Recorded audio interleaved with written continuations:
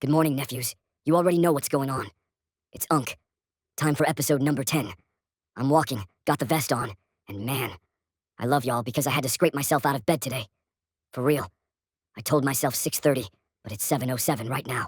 That bed was feeling way too good. I had to pry myself out like a smash burger getting scraped off the grill. Didn't want to do it, but here I am. That's life. Sometimes you gotta do the shit you don't want to do if you're trying to be successful. But I ain't gonna lie to you. When it gets cold, man, I don't know.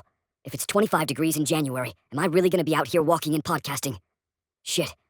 I might just buy a VR headset and a treadmill. Nigga, imagine me in the metaverse giving y'all episode 43. That don't sound too bad, to be honest. Anyway, Monday morning, nephews. I had a good weekend, man. Saturday I went to my boy's engagement party. That was cool. Saw a lot of people I hadn't seen since high school. But I'ma keep it real. For the first time, I looked around like, damn, we getting old.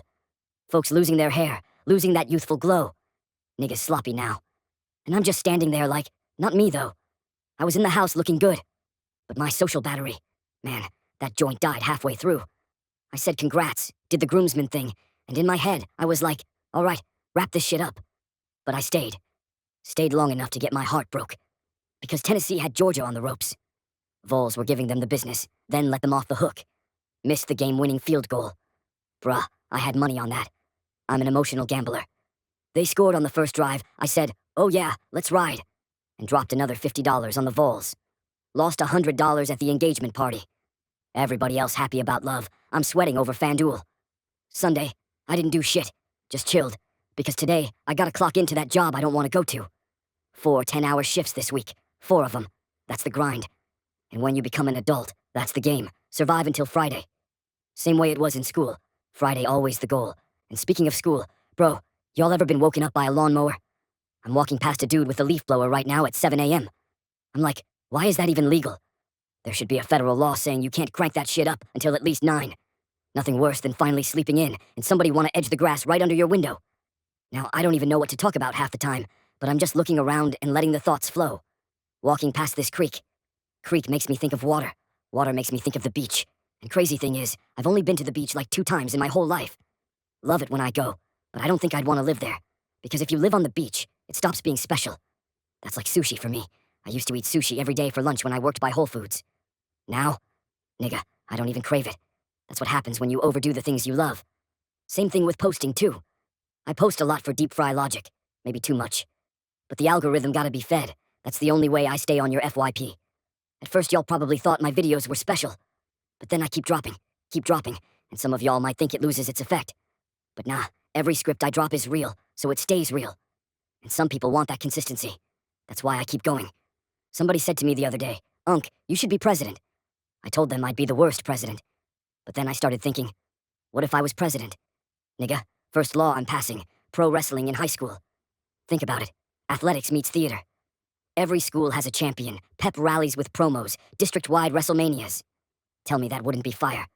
And best believe I'd be cutting promos as president. Putin? I'd be on the mic like, bitch-ass nigga, stop this war, or I'm flying Air Force One to Moscow and sticking my steel-toed boot straight up your Russian ass. President Unk got a nice ring to it. And since we on wrestling, let me rant real quick. I love WWE, love it. But TKO buying it, corporate greed killing the soul. It used to feel gritty, raw, one creative mind behind the wheel. Now it's split up between Netflix, Peacock, ESPN, Prime. Like damn, that's a whole car note just to watch wrestling. And WrestleMania in Saudi Arabia, 10 a.m. start times. Come on, bruh. This is supposed to be America's Super Bowl of wrestling. But man, I love it too much to quit. WrestleMania means a lot to me. I throw a watch party every year. Been doing that since it was pay-per-view. Those nights are sacred. That's why it hurts when greed waters the product down. Biggest heel turn ever with John Cena joining The Rock's evil faction earlier this year. And then no explanation. That's like Superman turning evil with no backstory. They ruined what could have been the greatest storyline.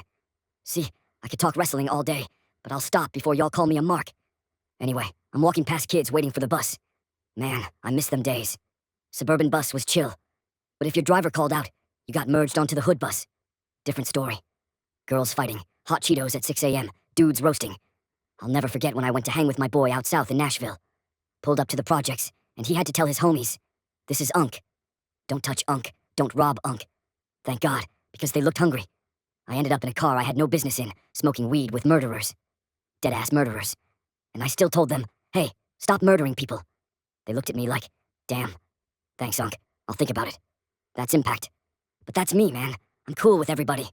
Nerds, geeks, freaks, hood niggas, even killers. If you real, you real. That's why my wedding one day gonna look like a crossover episode. Everybody from every demographic in one room. And I know it's gonna work, because I don't keep lame niggas around. Speaking of lame, at the engagement party, this dude complimented my hairline, asked who cut my hair, so I sent him my barber's IG. I followed him, but he had 7,000 followers, and only followed 100 people back. That too cool to follow people shit? Lame.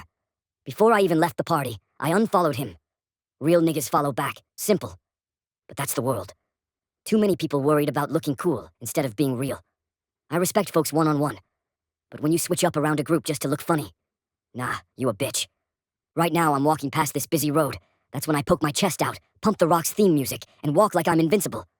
Because that's how you gotta move sometimes, like a waterfall. Always flowing. And that's how I feel doing this pod. Started slow, but once you find your flow, you unstoppable. Quick heads up, October, I'm getting my tonsils out. Gonna be down for 2 weeks. They say it's the most painful recovery ever. Not looking forward to it, but no pain, no gain, right? And now, I'm back home. That's Pod 10. Hope y'all enjoyed it. Do me a favor, drop a comment so I know you're here, and keep walking it down. Control what you can control. One pod at a time, one TikTok at a time, one post at a time. Don't stop, because once you stop, your dreams stop. Have a good day, nephews.